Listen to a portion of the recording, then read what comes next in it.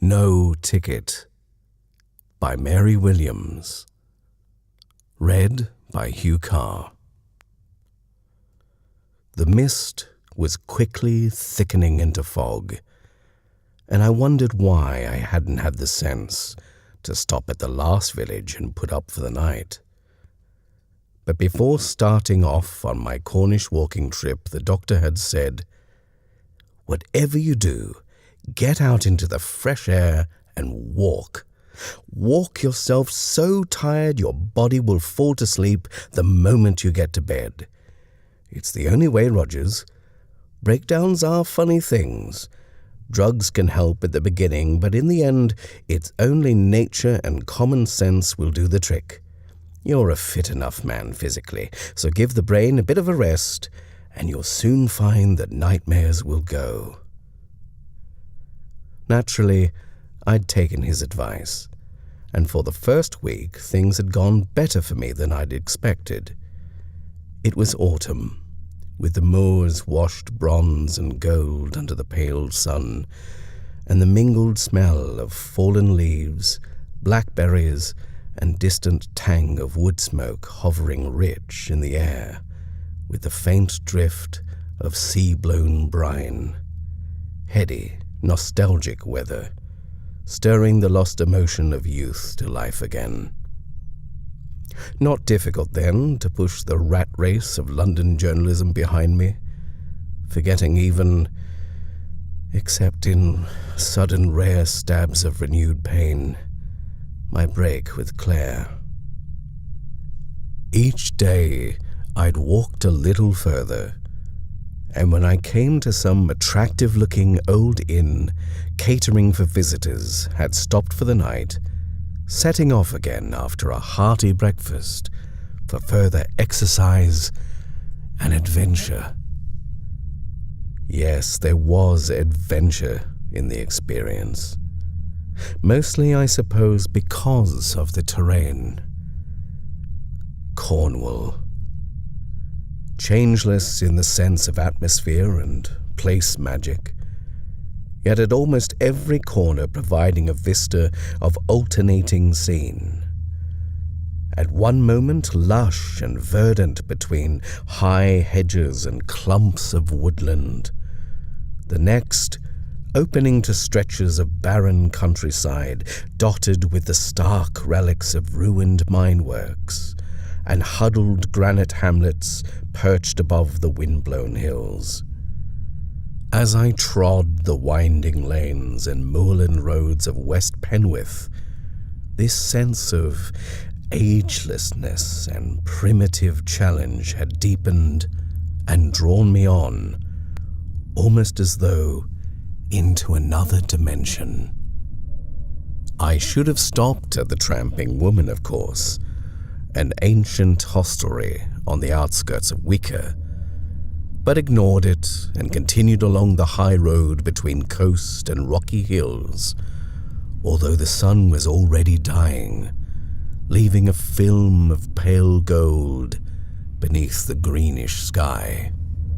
I'd walked almost a mile to the west when the mist started to rise, thinly at first, like a gauze veil over the fading landscape, then thickening into furry uncertainty, so the borders and wind-blown trees assumed gradually the menacing quality of ancient gigantic beasts and legendary creatures risen to torment and mislead.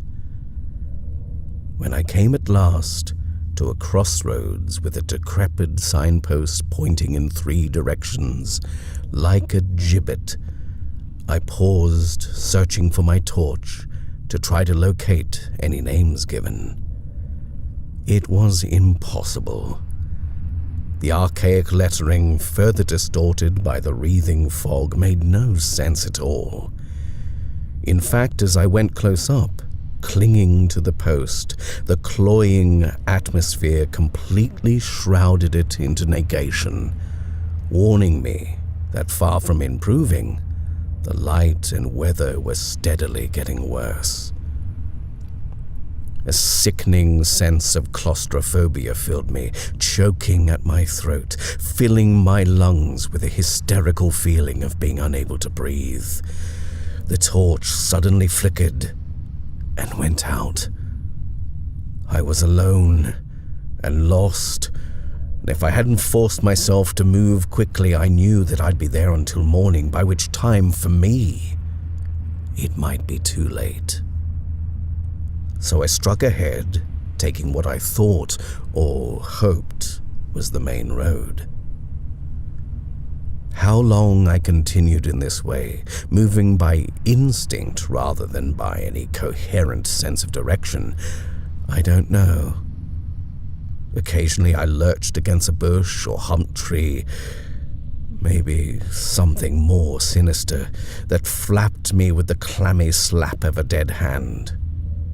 Once I fell against a looming slab of stone that emitted, to my distorted fancy, malicious elemental glee, as I pulled myself away with my heart pumping furiously. I could imagine the ancient cromlechs and standing stones on the moors above, leering down on my puny shape as I struggled blindly on. With my coat gripped close over my chest, head thrust forward in a futile attempt to get a clear glimpse of the ground. Except for the dripping of the fog, the stillness was oppressive, an entity in itself. Watchfulness encompassed me. From the furry grey walls on every side, it seemed to me that eyes were peering. Secret, haunted eyes of elemental evil and atavistic greed. Unconsciously, I put out an arm to defend myself, knowing that I couldn't continue for much longer. My thighs already felt deadened, the breath in my body absorbed by the sucking lips and hungry tongue of the fog. And then suddenly, I heard it. The distant thrum of an engine, tangible evidence of reality in an unreal world. A car or bus, surely. Thank God, I thought, swerving to the side of the road.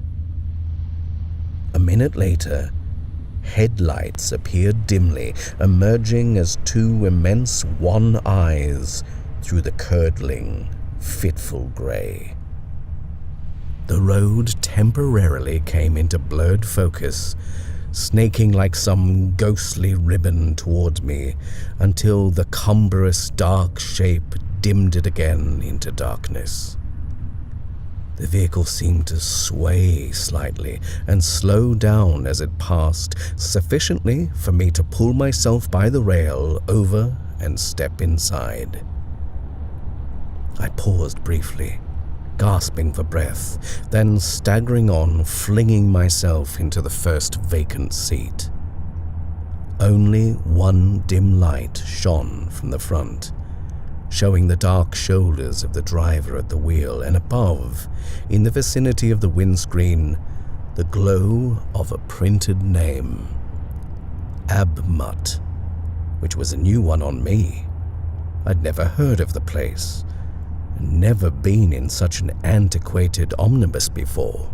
It was a real bone shaker, and as we jogged on, with the dripping fog flapping the windscreen, streaming in rivulets down the dreary windows, I could almost hear my own jaws and knees creaking in unison with the macabre tempo of the ancient engine. There were about a dozen passengers inside, no more, and they were a silent crowd, sitting speechless and hunched into their grey clothes, faces pale discs of misery, eyes mere shadowed pools of emptiness in the queer half-light. My presence seemed to evoke no interest whatsoever. The entrance of a stranger generally does on a country journey. Thinking back now, I can't recall a single individual face, except those of an aged bearded man with a kind of muffler round his head, a lantern-jawed woman wearing a grey hooded cape, and a young boy who seemed more alert than the rest, although his forehead was bandaged, and I guessed he'd been in an accident. He looked round once at me, and I saw in his eyes such supplication and pleading, I hoisted myself up and went to sit beside him. No one seemed to notice. There was no comment, no flicker of surprise or movement from the crouched, chill forms.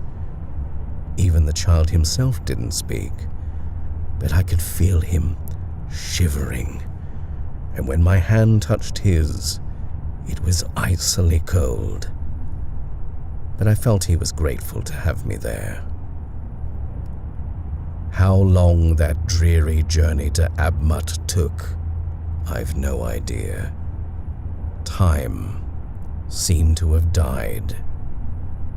The silence, except for the monotonous chugging of the engine, was oppressive and somehow unearthly.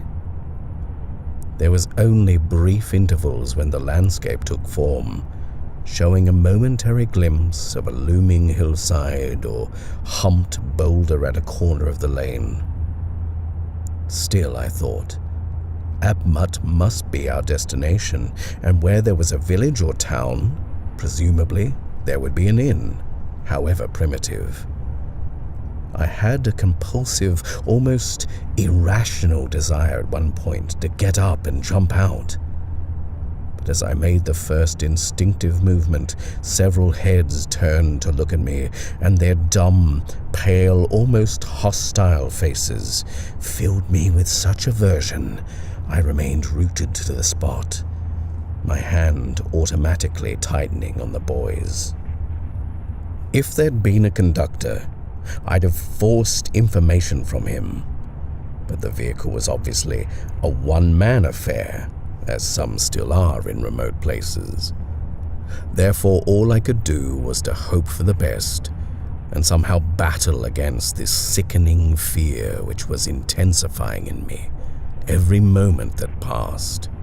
At last, through the window, I saw thankfully the first glimmer of lifting light in a fold of the moors below the road. As the bus took a sharp turn down a steep track between dripping walls of hedges, the blurred outline of a huddled hamlet took shape. Dimly at first, a mere outline of grey, squat buildings that gradually clarified, assuming a quivering brilliance against that desolate landscape of grim uniformity. It was as though nature, in a quixotic moment, had designed a macabre backcloth purely as a setting for this one benighted village. And then the singing began. From a church, presumably, although the soughing and sighing and rising and falling of the mournful yet unwelcoming chorus held, for my ears, more of the wind's moan and the sea's lonely call than the quality of human voices.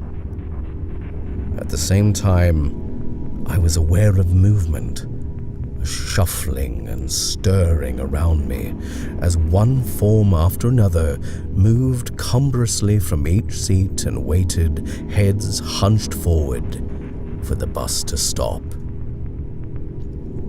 It came to a halt at the top of a track about 100 yards from the hamlet, which appeared by then to emerge from a sea of vaporized grey. Rooftops and church spire tipped with silver. I waited until the last of the throng, the boy, had clambered out. The driver had dismounted and was waiting to give a nod before each joined the mournful procession downwards. Then I swung myself wearily by the rail to the ground. "Tickets," I heard him murmur above the weird cacophony of sighs that rose and fell intermittently on a drift of rising wind. His voice was hushed, yet grating, like the branch of a very ancient tree about to snap. The dark-holed eyes watchful from the bearded face. Drifts of grey hair blew fitfully in the clammy air, brushing my face softly with the choking touch of a cobwebbed shroud. Revolted, I drew away. "I've no ticket," I told him. "No ticket." He shook his head as the mist curdled and cleared again briefly, revealing a mournful dropped jaw and skeleton-like visage moving incredulously on a thin neck. "That's right," I said. "I got on further back where you slowed down. I can pay now, and the rest necessary to take me on, or are you returning to Wicker?" As I spoke, the wild hope stirred in me. This might be so. I had a growing, irrational desire to be away from Abmut as soon as possible. In spite of the gathering radiance there, and the muted singing which was gradually dying into a subdued murmur, there was something odd and greedy about the place. Something sensed rather than seen that appalled me. Then he spoke in a wheezing voice that was more of a harsh whisper, holding condemnation in it as well as a threat. "There's no return from here. No one leaves once they've come. No one." A crawling, shuddering fear pricked my spine. I could feel my nails digging into my palms. "What do you mean no one leaves? What the hell is this place? This Abmut?" Before the mist clouded his face into a mere blurred disk, I saw the lips stretch in an obscene grin from ear to ear. "Not Abmut," he murmured in the same sibilant undertone. "Tumba. That's the name. Tumba."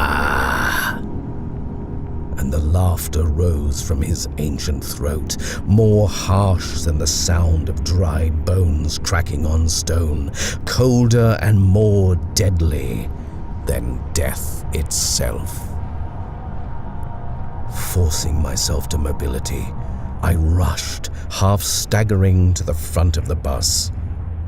It was just as he had said. Tumba, printed at the top of the front window in Stygian green lettering that for a moment caught all the reflected light from the hamlet below.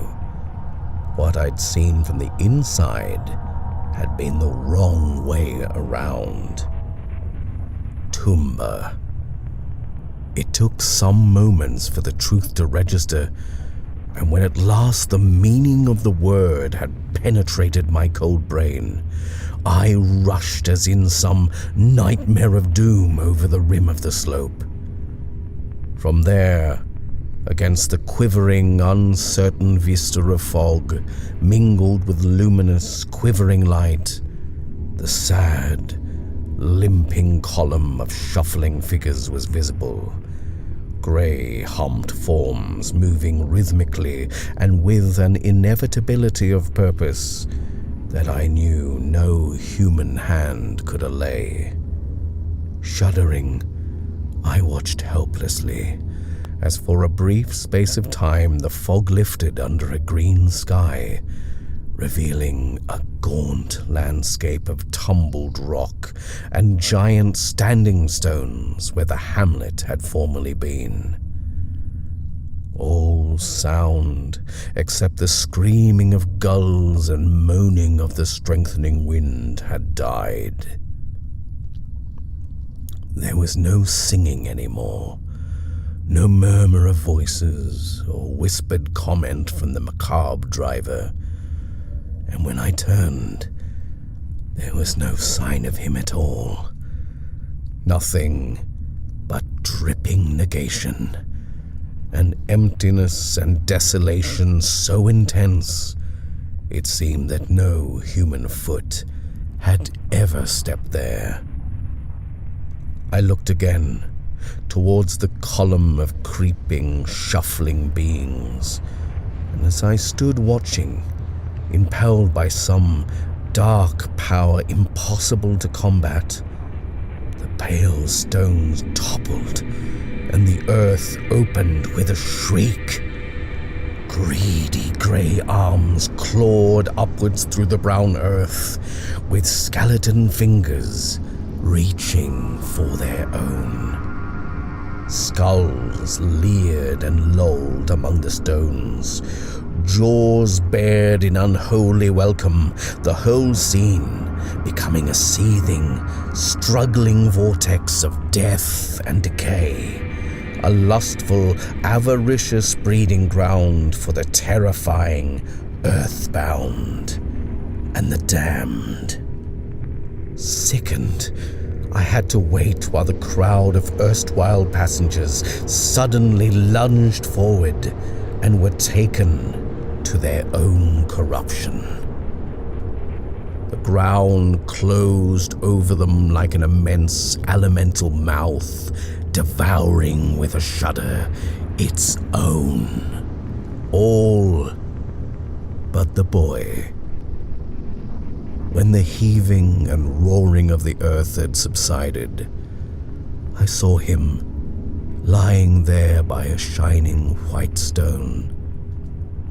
The mist had dispersed considerably, and nothing moved over that lonely terrain but a bird's sudden flight and squawking from the undergrowth. I looked behind me. The moorland road above the slope was almost clear, pale and empty under an eerie, moonlit sky. No sign of any vehicle or indication there had ever been one. Slowly I turned and made my way to where the recumbent form lay stretched on his back in the heather. There was no fear on his face, for the innocent have no need of it. Only a tremendous loneliness and sadness for the days he should have had.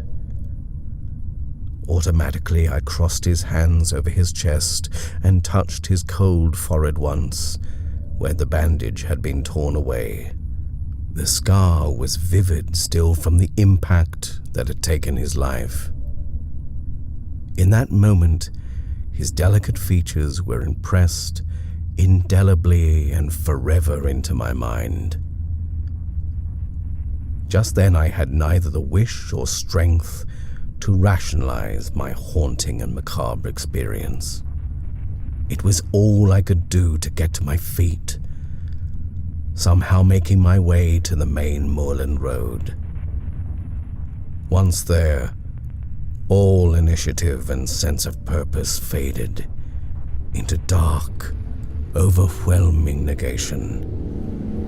There was a roaring in my ears, a sound as though the universe was crumbling around me, and then I fell. When I recovered consciousness, I was aware only of greyness at first, a furry grey that slowly lifted to clean, calm white, and a face above me, a woman's face in a nurse's cap, and very gradually it dawned upon me I was in hospital. My head was aching abominably, yet memory still registered with dreadful, disconcerting clarity. I think I said something about Tumba, She merely smiled, took my wrist between finger and thumb, a thermometer in the other hand, and after a minute said quietly, "You're doing fine, Mr. Rogers. Rest now. The doctor will be in presently." "Who found me?" I asked. "How could anyone know I was there, by that awful place?" "The driver, of course," she replied. "There was an accident. You swerved in the fog." No, I told her, as my heart started to pump rapidly against my ribs. "There was no accident. I got onto a bus, a pretty nasty vehicle, and when it stopped, we were at Tumba. It was foul." "Shh," she said. "You mustn't excite yourself. Concussion plays strange tricks with the memory. In time, everything will become normal again." But it never did. Not quite. Eventually, I had to accept that I'd been involved in some sort of crash on that benighted moorland road. The driver of a perfectly ordinary car verified this in his statement to the police, and his word was accepted. Perhaps I might even have persuaded myself in the end there was nothing more to it, if something rather odd hadn't happened a few days later. By then, having mostly recovered from physical cuts and shock, I was able to sit up in bed and glance at a local weekly newspaper. At the middle page, I got a start. There, facing me, was the smiling photograph of a boy, a face I knew well, of the youngster who'd ridden beside me on that ghastly bus bound for Tumba, and whose cold forehead I touched with my hand before making for the road again. Beneath the heading of "Traffic Accident," I read, "Anthony Trenier, aged 12, died yesterday when a car skidded in the fog across the moorland road above Wicker. He had been out walking with a friend and was returning to Verry's farm, his home, when the tragedy occurred. Death was instantaneous. He was the younger son of Mr. and Mrs. Robert Trenier, both well-known and respected members of the farming community." I was still staring at the paragraph when my nurse entered. "That's the boy," I said, pointing to the photograph. "You knew him?" "He was on the bus with me," I told her unthinkingly. "The bus to Tumba." "Tumba?" she said, half pityingly. "You must forget all about that. It was just an illusion, a nightmare." Her obtuseness suddenly irritated me. "That's what you always say, I suppose, when you come up against something that can't be rationally explained. The fact remains, nurse, I'm not out of my mind, and although the whole thing may appear moonshine to you, the boy was with me." Her voice was clipped when she said, "He can't have been.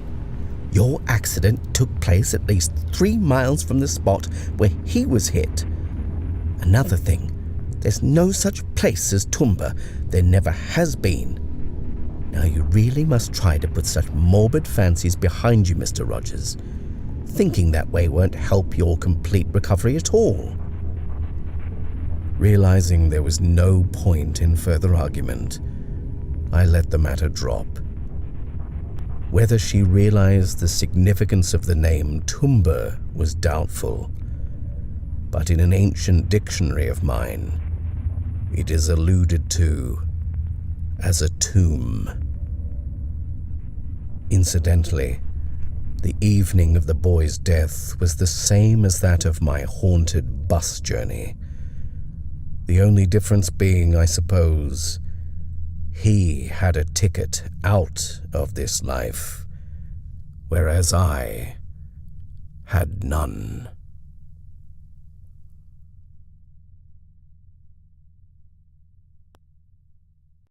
Production, sound design and editing by Brendan James. Please support the Black Dog Chronicles by liking this video, sharing on your favorite social media, and subscribing. As always, we thank you for listening. This is Hugh Carr.